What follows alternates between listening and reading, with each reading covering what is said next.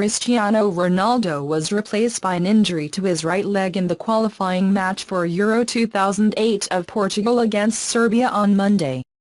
Ronaldo stopped after running down the line in the 31st minute at the stadium and immediately requested a replacement.